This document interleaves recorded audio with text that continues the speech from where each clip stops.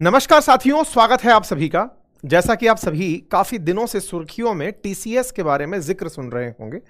TCS के बारे में अगर नहीं जान पाए हैं तो हाल ही में एक ऐसा मामला देश के अंदर उजागर हुआ है जिसमें टीसीएस के कुछ कर्मचारी धर्मांतरण का जबरन दबाव देते हुए, सेक्सुअल अब्यूज करने का प्रयास करते हुए सुर्खियों में आए हैं। लेकिन जबरन धर्मांतरण और सेक्सुअल अब्यूज एक साथ ही होने की जो घटना है, इसने पूरे देश में एक अलग ही तरह की डिबेट शुरू कर दी है, वर्क प्लेस को लेकर के, पॉश एक्टिविटीज को लेकर के।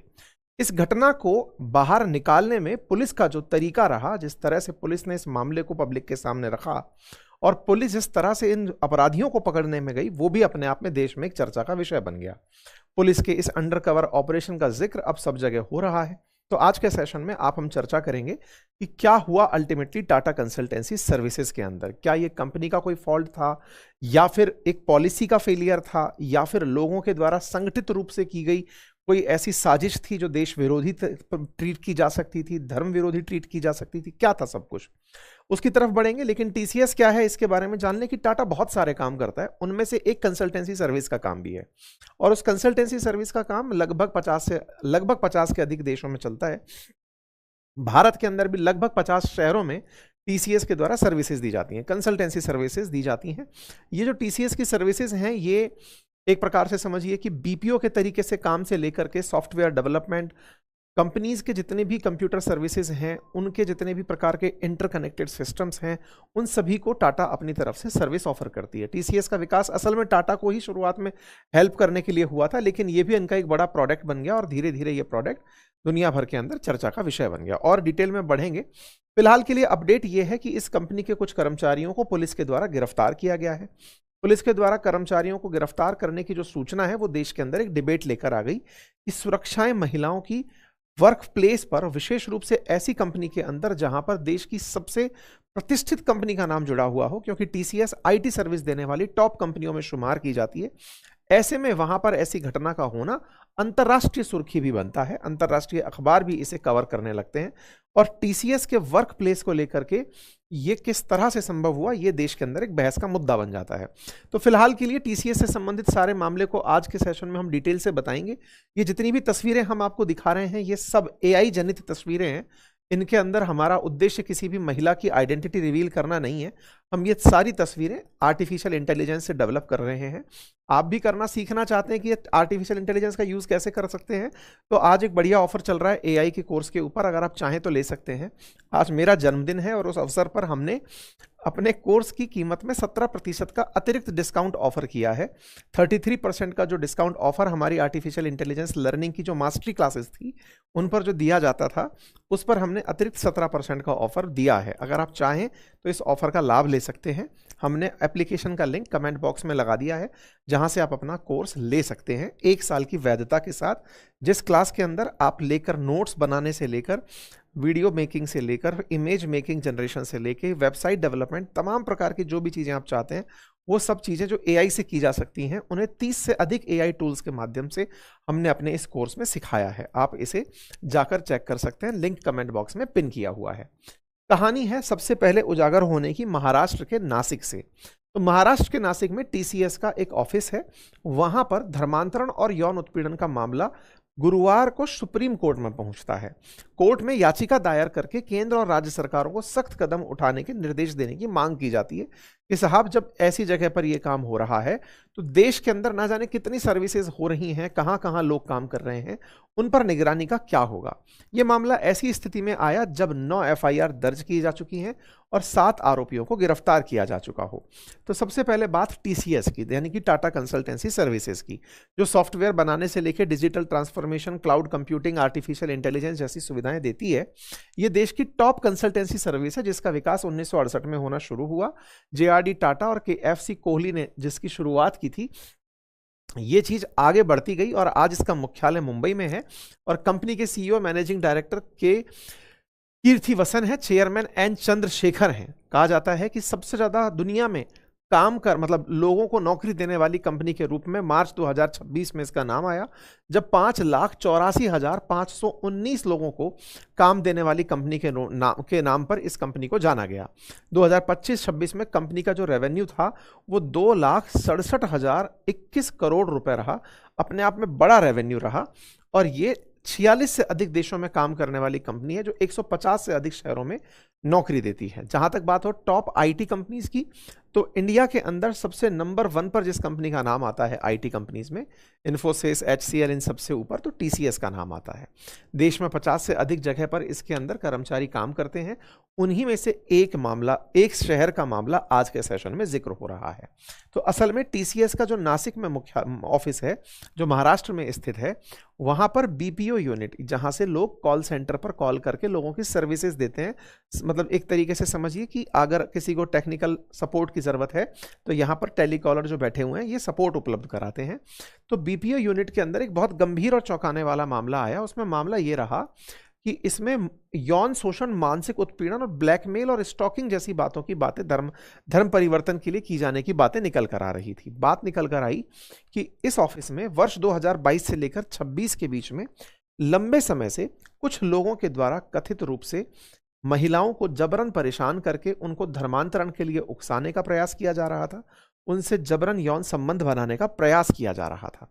जब फरवरी 2026 में पुलिस को इस बात की सूचना लगी कि कुछ ऐसा हो रहा है, तो पुलिस के लिए सबसे बड़ी चुनौती ये रही कि इन महिलाओं से संपर्क कैसे साधा जाए, क्योंकि अल्टीमेटली इस प्रकार के अपराध में जो महिलाएं शिकार हो रही होती हैं वो परिवार की इज्जत, अपनी आत्मसम्मान, इन सब चीज़ों के चलते इन मामलों को समाज के सामने लाने से बचती हैं, और विशेष रूप से पुलिस के सामने, क्योंकि पुलिस से अगर ये जांच बाहर तक पहुंचती है तो परिवारजनों की इमेज पर संकट आ जाएगा। ऐसे सोचकर वो पीड़िताएं इस बात को पब्लिक में लाने से बचती रहती हैं। महिलाओं में जो पीड़ित पक्ष है उसमें विश्वास के लिए पुलिस ने अपना एक अंडरकवर ऑपरेशन चलाया। पुलिस ने अपनी पूरी तरह से एक महिला कर्मचारियों की टीम बनाई और 40 दिन तक इस ऑफिस में अपने ही पुलिस कर्मचारियों को यहां पर स्टाफ बनाकर एंट्री करा दिया। यह बड़ा ही रोचक मामला रहा जब 40 दिन का एक ऑपरेशन चला जिसमें पुलिस ने अपनी महिला कर्मचारियों को ऑफिस के अंदर अलग अलग लेवल पर स्टाफ के अंदर सफाई कर्मचारी के पद पर एंट्री कराया। ये सफाई कर्मचारियों को, क्योंकि कहीं पर भी एंट्री आसानी से मिल जाती है, अगर कहीं पर कोई पार्टी हो रही है तो वहां पर सफाई कर्मचारी एंट्री कर सकते हैं।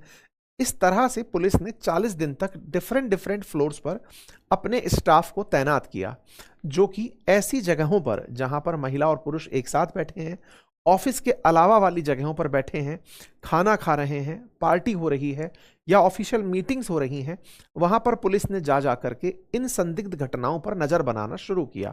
क्योंकि शिकायतकर्ताओं का आरोप था कि कुछ सीनियर ऑफिसर्स जो कि मुस्लिम हैं, उनके द्वारा हिंदू महिलाओं को जबरन काम के नाम पर प्रेशराइज करने का प्रयास किया जा रहा था। इतना ही नहीं, धर्म के नाम पर उनसे हिंदू धर्म की बुराई साझा की जा रही थी, उनके किसी काम के बिगड़ने पर उनके धर्म में कमियां बताई जा रही थी और उन्हें जबरन बरगलाकर सेक्सुअल संबंध बनाने के लिए, यौन संबंध बनाने के लिए उन्हें प्रेरित किया जा रहा था। कुछ इस तरह की घटनाओं को बिल्कुल पुलिस चाहती थी कि वो उन्हें वहीं से मौके से ही पकड़ करके लेकर आए।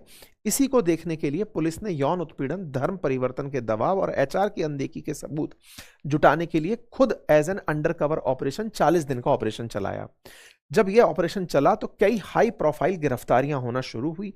इन्हीं गिरफ्तारियों के अंदर सीनियर HR मैनेजर समेत 7 लोगों की गिरफ्तारी हुई और इसमें प्रेम संबंध बनाकर धर्म परिवर्तन के लिए उकसाना, इस तरह के मामले बाहर निकल कर आए।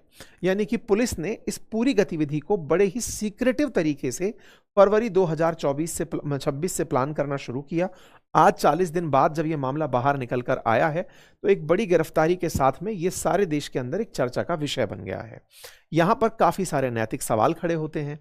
जो महिलाएं इस पूरी घटना के अंदर पीड़ित हो रही थी वो इतने दिनों से इस घटना को कहने से बच रही थी, लेकिन उनमें से कोई तो एक ऐसी समझदार सक्षम महिला रही होगी जिसने हिम्मत करके पुलिस तक ये सूचना पहुंचाई और पुलिस को अंडरकवर ऑपरेशन के लिए कन्विंस किया होगा। जो भी लोग रहे हों उन सभी ने जिस भी तरह की हिम्मत दिखाई, ये निश्चित ही देश के लिए एक पथ प्रदर्शक का कार्य करेंगी। पुलिस के द्वारा इस गुप्त ऑपरेशन को चलाने का जो प्रयास था वो सफल रहा और अपने अपने स्तर पर भेष बदलकर लोगों को शामिल करके पुलिस के कर्मचारियों को अलग अलग स्तरों पर जो भेजा गया, ये अपने आप में चर्चा का विषय बना हुआ है। चर्चा निकल कर आती है कि यहां पर कुछ ऐसी शिकायतें महिला कर्मचारियों द्वारा एचआर से की जाती रही, लेकिन आरोप है कि एचआर खुद इन घटनाओं को इग्नोर करता जा रहा था। जब संदिग्ध लोगों के मोबाइलों को तलाशा गया तो वहां पर देखा गया कि कुछ धार्मिक पोशाकों की तस्वीर मिल रही हैं। पूरी तरह से ग्रूमिंग गैंग की तरह से ये लोग काम कर रहे हैं। अर्थात कुछ ऐसी महिलाओं को जो कि ऑफिस के अंदर नई ज्वाइन कर रही हैं, उनको ये देखा जाता था कि क्या ये किसी प्रकार से परेशान है, आर्थिक स्थिति खराब है, काम में इन्हें परेशानी आ रही है, तो उन्हें सीनियर्स के द्वारा बरगलाकर धर्मांतरण के लिए उकसाया जा रहा था। इस पूरी प्रक्रिया को पुलिस ने बकायदा एंड टू एंड नोट किया और 9 एफआईआर दर्ज की। उन 9 एफआईआर में पुलिस के पास अब नामजद लोगों की शिकायतें हैं। इनमें से प्रमुख आरोपियों के अंदर दानिश शेख, तौसिफ अख्तर और निदा खान के नाम निकल कर आए। चर्चाओं में चीजें निकल कर आई कि यहां पर महिला कर्मचारियों को घूरने से लेकर अश्लील व्यवहार तक के तमाम मामले कई एफआईआर के अंदर इंडिविजुअली निकल कर आए। हर एफआईआर के अंदर लगभग एक जैसी कॉमन स्टोरी थी कि यहां पर धर्मांतरण को लेकर के या फिर धर्म के आधार पर टारगेट करने को लेकर विक्टिम बनाया जा रहा था।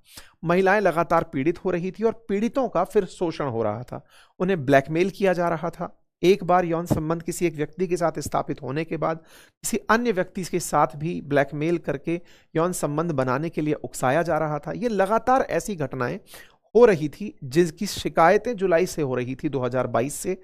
पुलिस के द्वारा फरवरी 2026 में इन शिकायतों को ध्यान में रखते हुए एक अंडरकवर ऑपरेशन चलाया गया और उस ऑपरेशन के बाद आज ये देश के अंदर नेशनल मीडिया के अंदर प्रमुख सुर्खी बना हुआ है। महिलाएं जो यहां पर बचकर निकली, उन्होंने अपनी आप बीती मीडिया को साझा की।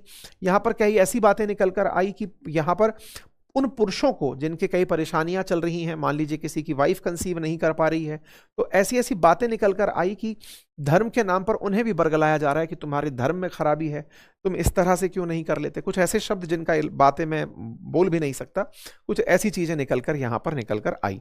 कुल मिलाकर के एक ऑफिस के अंदर धर्म के नाम पर धर्मांतरण से लेके यौन उत्पीड़न से लेके वो सारी हरकतें चल रही थी कि यदि ये सारी हरकतें पाकिस्तान में चली होती तो 9 एफआईआर नहीं अपितु 9 फांसी की सजा सुनाई जाती, क्योंकि पाकिस्तान में ईश निंदा, ब्लास्फेमी मृत्युदंड की सजा पर जाती है और वहां पर अपराधियों को सीधा फांसी पर लटकाने की बात होती है या जनता ही फैसला कर देती है। जिस सेक्युलर देश में आप और हम रह रहे हैं वहां पर केवल 9 एफआईआर की बातें आ रही हैं, लोग विमर्श कर रहे हैं, लेकिन इन विमर्श में किसी प्रकार के कड़े फैसले की बातें और चर्चाएं नहीं आ रही हैं। ये बेसिक अंतर है सेक्युलर कंट्री होने का, जो अंतर आपको यहां पर दिखाई दे रहा है। अब इसे सही या गलत में लेना आपके ऊपर है। यहां पर आरोप निकल कर आए यौन शोषण के, मानसिक उत्पीड़न और ब्लैकमेल के, धर्म परिवर्तन के दबाव बनाने के और प्रॉपर तरीके से ट्रैप करने के। ये अगेन मैं बता दूं कि ये तस्वीरें किसी की भी इमेज को दिखाने के लिए नहीं है, ये सब एआई जनित तस्वीरें हैं। आजकल एआई से आप तस्वीरें बना सकते हैं, आप सीखना चाहें तो हमने कोर्स सजेस्ट किया हुआ है आपको। मतलब कहीं ऐसा ना हो कि साहब आपने किसी की तस्वीर पब्लिक में क्यों दिखा दी, महिलाओं की तस्वीर तो साहब नहीं दिखानी होती है। ये सारी सिंबॉलिक तस्वीरें हैं जो हम आपके साथ साझा कर रहे हैं, ठीक है साहब। ये कुछ तस्वीरें हैं, इनके अंदर गिरफ्तार हुए लोगों के नाम आपके सामने हैं। तौसीफ अख्तर, रजा मेनन, शफी शेख, शाहरुख कुरैशी, आसिफ अंसारी। निदा खान के बारे में गिरफ्तारी को लेकर अभी सवाल है कि वो फरार चल रही है। उसके घर वाले कह रहे हैं कि वो एचआर नहीं थी। उनके खिलाफ शिकायत करने वालों का कहना है कि निदा खान ही असली गुनहगार थी, इन्हीं को दबंग मैडम के नाम से जाना जाता था। यही सबसे पहले ग्रूमिंग गैंग के लिए लड़कियां ढूंढ कर लाती थी कि कौन सी लड़की है जो कमजोर है, जिसको कि बरगलाया जा सकता है। इस तरह के आरोप इनके ऊपर लगते जा रहे हैं। खैर, इन सबसे ऊपर एक नीतिगत प्रश्न निकल कर आया कि क्या इतने बड़े सिस्टम में सुनवाई का कोई सिस्टम नहीं था? क्या सुनवाई का सिस्टम होता है क्या? बाय द वे, जी हाँ, होता है। और वो सिस्टम ही पॉश के नाम से जाना जाता है, यानी कि प्रिवेंशन ऑफ सेक्सुअल हरेसमेंट के नाम से हर सिस्टम में जहां पर महिलाएं काम करती हैं बड़े ऑफिसेज के अंदर, विशाखा गाइडलाइंस को ध्यान में रखते हुए पॉश की पालना करनी होती है। प्रिवेंशन ऑफ सेक्सुअल हरेसमेंट के नाम पर इंटरनल कमेटी बनानी होती है, जहां पर महिलाएं अपने साथ हुई अभद्रता का, अपने खिलाफ हुई अश्लीलता का विरोध व्यक्त कर सकती हैं, शिकायत कर सकती हैं और वहां पर ना सुनवाई होने पर वो अगले कदम तक जा सकती हैं। आंकड़े खंगाले गए तो पता चला कि 78 ईमेल और चैट ऐसे थे जो अभी अंडर स्कैनर हैं। इसका मतलब यह है कि यहां पर टाटा कंसल्टेंसी सर्विसेज के अंदर कंप्लायंसेस प्रॉपर तरीके से शायद नहीं हो रहे थे, तभी महिलाओं के साथ ऐसी घटनाएं हुई हैं। इसका मतलब यह है कि हमारे देश के अंदर इन सब चीजों पर, कि महिलाओं के साथ जो भी कार्य क्षेत्र के अंदर दिक्कतें हो रही हैं, उनको रोकने के लिए जो कानून हैं उन्हें और सख्ती से बनाने की, ट्रांसपेरेंसी से बनाने की मांग उठ सकती है। सरकार से आवश्यकता है कि ये जो एक्ट्स हैं, पॉश एक्ट्स, इनकी पालना को बहुत ही सख्ती से लागू कराने का प्रयास किया जाए। ठीक है साहब, तो ये था काफ़ी सारा अपडेट। ये जो पॉश है साथियों, ये बहुत से एग्जाम्स के अंदर पूछा जा चुका है। पॉश को लेकर के आरएएस परीक्षा के अंदर डिटेल विशाखा गाइडलाइंस आरएएस 2016 के अंदर डिटेल में पूछी जा चुकी हैं। ये काफ़ी इंपॉर्टेंट पॉइंट है, आप भी इसे अवश्य पढ़ सकते हैं। और अगर आप इसे चैट जीपीटी से भी पूछने निकलें तो ये आपको प्रॉपर तरीके से इस पर क्वेश्चन बनाकर दे सकती है। तो हमने पॉश के ऊपर बने हुए क्वेश्चंस जो हैं, ये हमने प्रॉपर तरीके से अपने क्लासेस में भी सिखाने का प्रयास किया है कि आप किस तरह से एनसीईआरटी से या फिर न्यूज़पेपर से या किसी भी आर्टिकल से अपने लिए संभावित क्वेश्चंस निकाल सकते हैं। ये सारी चीज़ें आपके लिए भी हमने कंटेंट में उपलब्ध करा दी हैं, आप इन्हें देख सकते हैं। ठीक है, अगर आप सीखना चाहते हैं इन चीज़ों के लिए तो हमने प्रॉपर तरीके से आपके लिए कोर्स भी लॉन्च कर दिया है, आप वहाँ से देख सकते हैं। बाय द वे, आप लोगों को क्या लगता है कि इस घटना के पीछे असल जिम्मेदार कौन था? समाज, जो कि इस तरह से विभक्त हो चुका है कि लोगों को किसी की परवाह नहीं है। दूसरा कारण, समाज की सक्रियता की कमी, धर्मांतरण के बढ़ते प्रभाव और कानूनों की कमी, या फिर कहीं ना कहीं कंपनी के स्तर पर फेलियर। आपको क्या लगता है? अपनी राय कमेंट बॉक्स में जरूर बताएं। फिलहाल के लिए इतना ही, धन्यवाद।